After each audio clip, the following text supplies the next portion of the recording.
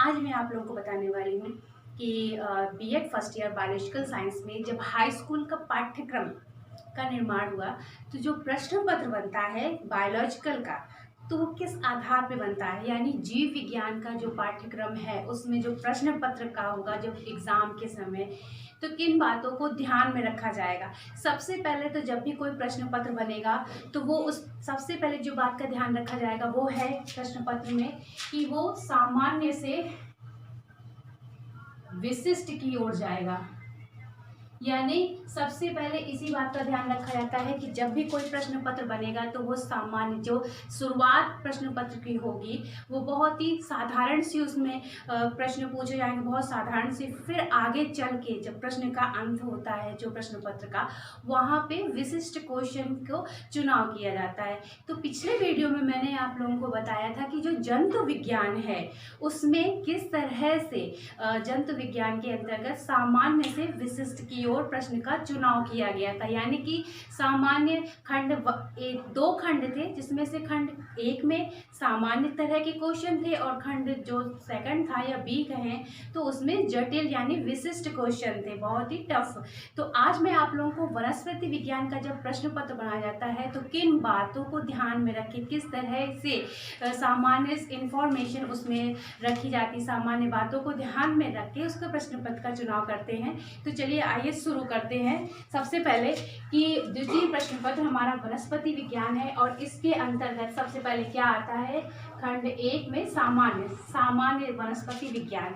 तो सबसे पहले क्या है, वनस्पति विज्ञान क्या होता है। आपको सबसे पहले ये बताना होता है कि वनस्पति विज्ञान क्या है। यानी कि इसमें पृथ्वी में पाए जाने वाले समस्त पेड़ पौधे सभी तरह के, चाहे वो छोटे से छोटे हो या बड़े से बड़े, ये एल्गी, ये सभी हमारा वनस्पति विज्ञान के अंतर्गत आता है। इनकी शाखाएं, वनस्पति विज्ञान में बहुत सारी शाखाएं, यानी कि एंजियोस्पर्म, जिम्नोस्पर्म, एल्गी, फंजाई, ये सभी चीज़ें, ब्रायोफाइटा, टेरिडोफाइटा, ये सभी चीज़ें इनकी शाखाएं हैं। इनके क्षेत्र क्या है, पौधे और जंतुओं में अंतर क्या है। यानी पहले तो ये बताना कि वनस्पति विज्ञान क्या है, फिर इनमें क्या क्या विशेषताएं हैं, क्या क्या इनकी शाखाएं हैं, पौधे और जंतुओं में अंतर क्या होता है। यानी कि पौधे भी लिविंग होते हैं और जंतु भी लिविंग होते हैं, लेकिन उसके बावजूद भी उन दोनों में बहुत सारे अंतर। सबसे मुख्य अंतर जिसमें ये कहें कि पौधे एकमात्र ऐसे हैं जो अपना भोजन स्वयं बनाते हैं, स्वयं भी अपने भोजन के लिए किसी पे निर्भर नहीं लगते, लेकिन जंतु जो है अपने भोजन के लिए वो किसी न किसी पे आश्रित रहते हैं। जितने भी अगर मोस्टली जीव जंतुओं की बात करें तो वो अपने भोजन के लिए पेड़ पौधों पे ज़्यादा से ज़्यादा निर्भर रहते हैं। अब अगर मैं नेक्स्ट बात करती हूँ जीवन की उत्पत्ति में अंतर। सबसे पहले तो अगर इसी की बात करूँ तो ये बहुत इंपॉर्टेंट चीज़ है कि जो जीवन की उत्पत्ति हुई है या फिर जो इसका प्रारंभिक रहा है, इसका क्या है। तो जो जीवन का उत्पत्ति है वो वायरस के आधार पे हुई है। यानी जीवन की जो शुरुआत ही हुई थी इस पृथ्वी पे, वो डायरेक्टली पेड़ पौधों से शुरू ना होकर बल्कि एक वायरस से शुरू हुई। वायरस के बारे में अगर मैं बात करूं तो ये लिविंग और नॉन लिविंग के बीच की कड़ी कही जाती है। जबकि इसलिए कहा जाता है क्योंकि वायरस हर जगह मौजूद होते हैं, ऐसी कोई जगह नहीं है, यहाँ तक कि जहाँ पे कहा जाता है कि जो स्पेस है, अंतरिक्ष है, वहाँ पे कोई भी जीव जंतु नहीं रह सकता है बिना ऑक्सीजन सिलेंडर के। ऐसा वहाँ पे ग्रेविटीज़, बहुत सारी ऐसी चीज़ें हैं जो किसी भी जीव जंतुओं के लिए सुटेबल नहीं है, लेकिन वायरस वहाँ पर भी पाए गए हैं। समुद्र की गहराई से लेके बहुत से ऐसे जगह हैं जहाँ पे 80 डिग्री टेम्परेचर रहता है, 80 डिग्री, उसके बावजूद भी वहाँ पे वायरस फल फूल रहे हैं। वायरस को लिविंग और नॉन लिविंग के बीच की कड़ी इसलिए बोला जाता है क्योंकि वायरस अभी हमारे एटमॉस्फेयर में यानी कि वातावरण में क्रिस्टल के रूप में होते हैं, वो नॉन लिविंग होते हैं। लेकिन जैसे ही उनको कोई होस्ट सेल मिल जाती है, पोषक कोशिका, वो उससे अटैच होके तुरंत ही वहीं पे गुणन जिसे कहते हैं या रेप्लिकेशन कहते हैं या फिर रिप्रोडक्शन कहते हैं, तुरंत वो बढ़ना स्टार्ट कर देते हैं। 1 से 2, 2 से 4, 4 से 8, ऐसे करते करते लाखों करोड़ों में हो जाते हैं।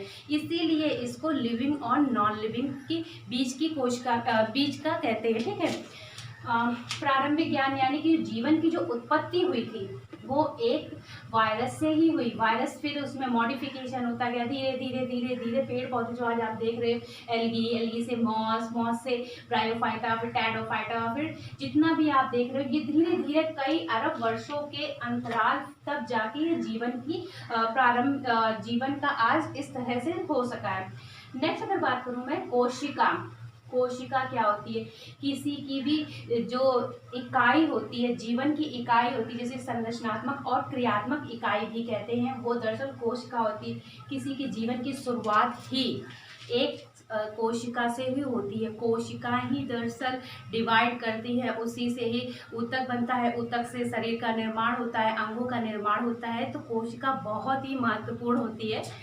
नेक्स्ट अगर मैं बात करूँ इसी में ही कि जीव विज्ञान में जीवन की इकाई के रूप में कोशिका का इतिहास का क्या रहा है। जैसे कोशिका की जो खोज है वो रॉबर्ट हुक ने की थी। रॉबर्ट हुक ने ही पहले बताया था कि कोशिका को उन्होंने एक लकड़ी का जो कॉर्क होता है उसकी जो एक काट ली थी, ये एक लकड़ी का कॉर्क था, इसकी एक पतली सी स्लाइड उन्होंने काटी, उसमें देखा कुछ इस तरह की संरचनाएं दिख रही हैं बहुत सारी। उसमें उसको माइक्रोस्कोप में देखा था, जो कि उन्होंने खुद ही उस माइक्रोस्कोप का निर्माण किया था। उसमें देखा तो कुछ इस तरह से संरचनाएं दिख रही। इसी संरचनाओं के आधार पर उन्होंने कोशिका के बारे में बताया था कि ये जो संरचनाएं दिख रही हैं वो दरअसल कोशिका होती है। ठीक है। नेक्स्ट अगर मैं बात करती हूँ कि इसके संदर्भ में स्लीडेन एवं स्वान ने क्या बताया था कि जंतु एवं पादप कोशिका की भिन्नताएं। कुछ ऐसी जंतु कोशिका है और कुछ ऐसी, आपको पता है मैंने बताया कि जो कोशिका से ही शरीर का निर्माण होता है, तो ये कोशिकाएं जंतुओं में भी पाई जाती हैं और प्लांट्स में भी पाई जाती हैं। लेकिन इस कोशिका को दोनों में ही विभेद किया गया है, यानी कि जंतु कोशिका के अपने अलग कार्य हैं और पादप कोशिका के अपने अलग कार्य हैं। कुछ ऐसे जो ऑर्गेनल्स, सेल्स ऑर्गेनल्स यानी कोशिकांग जिसे कहते हैं, वो जंतु कोशिकाओं में पाए जाते हैं और कुछ ऐसे ऑर्गेनल्स हैं जो पादप कोशिका में पाए जाते हैं। लेकिन कुछ ऐसे ऑर्गेनल्स दोनों में ही पाए जाते हैं। तो ये इनमें बहुत सारी विभिन्नताएं होती हैं इनकी कोशिकाओं में ही। ठीक है।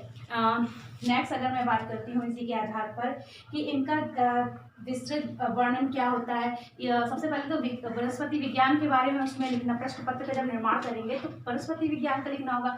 इसकी शाखाएं, छेद तथा पौधे एवं जंतुओं का प्रारंभिक ज्ञान, इसके बारे में लिखना होगा। वायरस के संदर्भ में ये क्या होते हैं, कोशिका, जीव विज्ञान की कोशिकाएं जीवन इकाई के रूप में, कोशिका का इतिहास क्या था, रॉबर्ट हुक की खोज जिन्होंने की थी इसकी खोज। फिर इसके बाद में है कि ऑक्सीजन, कार्बन डाइऑक्साइड, नाइट्रोजन की विशेष संदर्भ में वातावरण के साथ पौधे तथा जंतुओं का परिभाषित वर्णन करना। कि आप सभी जानते होंगे कि ऑक्सीजन, चलिए मैं यहाँ पे लिखती हूँ, oxygen plus carbon dioxide plus nitrogen, यहाँ पे लाइफ, नाइट्रोजन इस तरह से N2 है, आप लोग समझ लेना।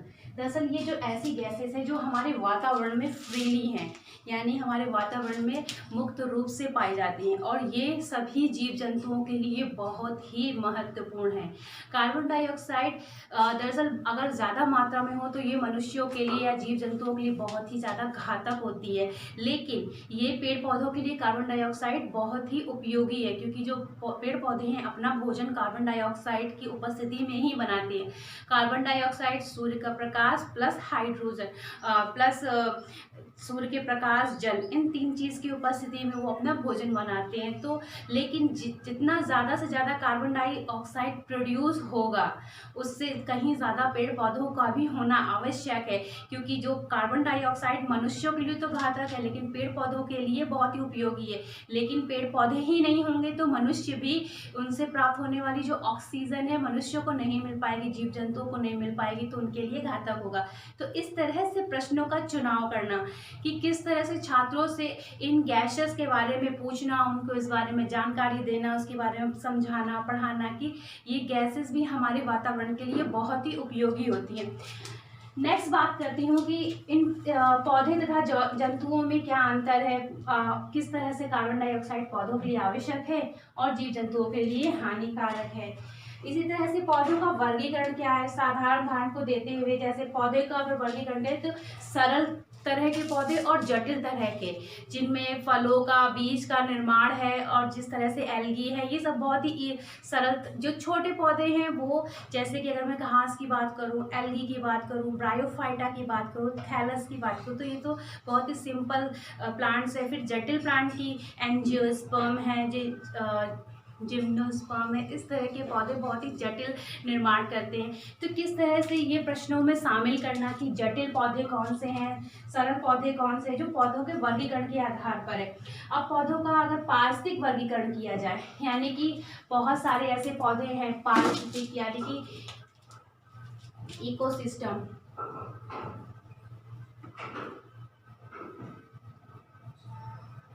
Plant ecosystem.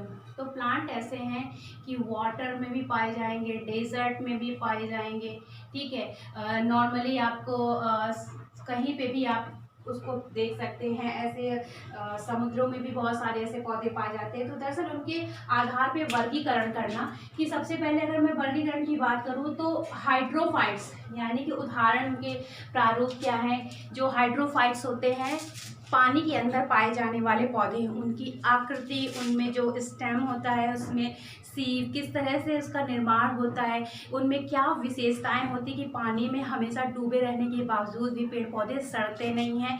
और वो उसी तरह से, अगर जलकुंभी की बात करूँ, आप सभी जानते होंगे जलकुंभी एक ऐसा पौधा है जो हर एटमॉस्फेयर में हर जगह पाया जाता है।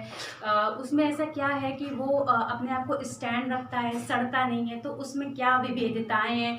नेक्स्ट अगर मैं यहाँ पे बात करूँ कि समुद्रभित यानी कि मीजोफाइट, जो हर जगह आप लोग जनरली देखते हैं पेड़ पौधे जमीन पे उगे हुए, दरअसल वो हर तरह के एटमॉस्फेयर में, ना तो वो बहुत ज़्यादा सर्दी बर्दाश्त कर सकते हैं, ना वो बहुत ज़्यादा गर्मी। तो इस तरह के पौधों में क्या विशेषताएं हैं। दूसरा मैं अगर बात करूँ ज़ीरोफाइट्स, तो जो मरुस्थलीय पौधे होते हैं उनमें ऐसी क्या विशेषताएं, क्योंकि मरुस्थलीय पौधों में बहुत ज़्यादा पानी तो होता नहीं है, सूखा होता है। जैसे मैं नागफनी की बात करूँ, आपने देखा होगा नागफनी के पौधे बहुत ही कटीले होते हैं, मांसल होते हैं, और उसके अंदर पानी जैसा कुछ चिपचिपा सा पदार्थ होता है। दरअसल क्या है कि ये पौधे रात के समय अपना जो ओस की बूंदें हैं उससे अपनी पानी की कमी की पूर्ति करते हैं, वहीं से अपना भोजन बनाते हैं। उनमें ऐसी क्या क्या विशेषताएं होती हैं।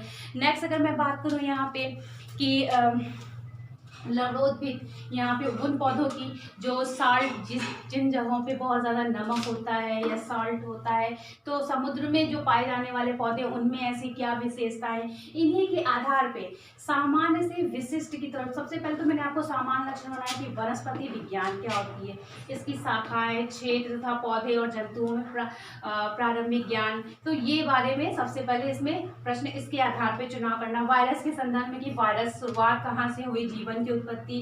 कोशिका के बारे में कि जीव विज्ञान, कोशिका जीवन इकाई के रूप में होना। फिर कोशिका का इतिहास क्या रहा। रॉबर्ट हुक की खोज, रॉबर्ट हुक ने ही बताया कि कोशिका क्या होती है। यहाँ ऑक्सीजन, कार्बन डाइऑक्साइड और नाइट्रोजन की विशेष संदर्भ में, यानी कि ये हमारे वातावरण के साथ साथ हमारे वातावरण में ऑक्सीजन भी पाई जाती है, कार्बन डाइऑक्साइड भी पाई जाती है, नाइट्रोजन भी पाई जाती है, और कुछ ऐसे ऑर्गेन्स गैसेस भी पाई जाती हैं, ये भी होती हैं। लेकिन इसके साथ साथ पौधे तथा जंतुओं में क्या ऐसा है जो इन दोनों में विभेद करता है कि पौधे और जंतुओं के लिए क्या आवश्यक है। पौधों के लिए कार्बन डाइऑक्साइड बहुत आवश्यक है, और मनुष्यों के लिए या जीव जंतुओं के लिए ऑक्सीजन बहुत ज़्यादा आवश्यक है। तो कार्बन डाइऑक्साइड पौधे ग्रहण करते हैं, उसके बदले में वो ऑक्सीजन को रिलीज करते हैं। मनुष्य ऑक्सीजन को ग्रहण करते हैं और कार्बन डाइऑक्साइड को मुक्त करते हैं। नेक्स्ट अगर इसी के आगे मैं बात करूँ तो पौधों का वर्गीकरण क्या है, कि साधारण उदाहरण को देते हुए उच्चतर पौधे निम्न से उच्च, यानी कि जो बड़े प्लांट्स हैं, निम्न छोटे प्लांट से लेके बड़े प्लांट, उनमें क्या क्या विविधताएं पाई जाती हैं। ठीक है, अगर आगे बात करती हूँ तो पौधों का पारिस्थितिक वर्गीकरण, ये तो बहुत इंपॉर्टेंट है कि किस अलग अलग, क्योंकि कोई भी एक पौधा सभी परिस्थितियों में नहीं रह सकते हैं। सभी तरह के अलग अलग पौधे अलग अलग परिस्थितियों में उगाए जाते हैं। अगर कैक्टस की बात करूँ, नागफनी की, जो कि केवल उन्हीं स्थानों पे पाए जाते हैं जो मरुद्भिद स्थान होते हैं, जो सूखे या डेजर्ट निकट होते, अगर उन्हें उन जगहों पे रखा जाए जहाँ बहुत ज़्यादा पानी होता है तो वो नहीं रह सकते हैं। या फिर मैं उनकी बात करूँ जो लवणोद्भिद यानी कि जहाँ पे बहुत साल्ट होता है, समुद्री जैसे किनारा है, समुद्री किनारे जो पाए जाने वाले पेड़ पौधे हैं उनमें बहुत सारी विभिन्नताएं, अगर उनको यहाँ पे रखा जाए साधारण से एटमॉस्फेयर में तो वो नहीं उग पाएंगे। तो ये किस तरह के उनमें लक्षण है, यानी कि जलोद्भिद या हाइड्रोफाइट्स है, समोद्भिद, अगर मरुद्भिद, लवणोद्भिद या एपीफाइट्स उस तरह के पौधे होते हैं। एक चीज़ याद रखना कि एपीफाइट बहुत इंपॉर्टेंट है, कई बार इससे क्वेश्चन भी पूछा जाता है कि एपीफाइट्स क्या होते हैं।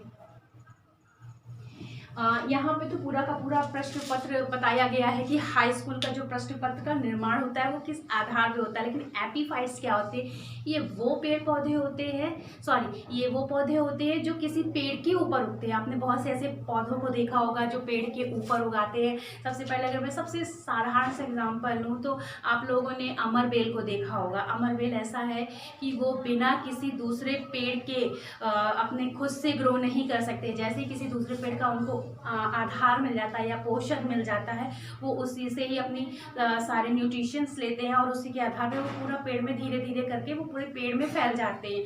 तो ये एपीफाइट्स वो प्लांट्स होते हैं जो अपना भोजन खुद से नहीं बना पाते हैं, दूसरों पे निर्भर रहते हैं। यानी एक तरह से कह सकते हैं कि ये पैरासाइट्स भी होते हैं प्लांट्स के लिए, कि अपने भोजन के लिए वो दूसरे पौधों पे ही निर्भर करते हैं। तो आज मैंने आप लोगों को जितना भी समझाया कि सामान्य प्रश्न पत्र में किसके आधार पे निर्माण किया जाता है, नेक्स्ट प्रश्न पत्र में मैं आप लोगों को विशिष्ट के बारे में बताऊंगी। Thank you.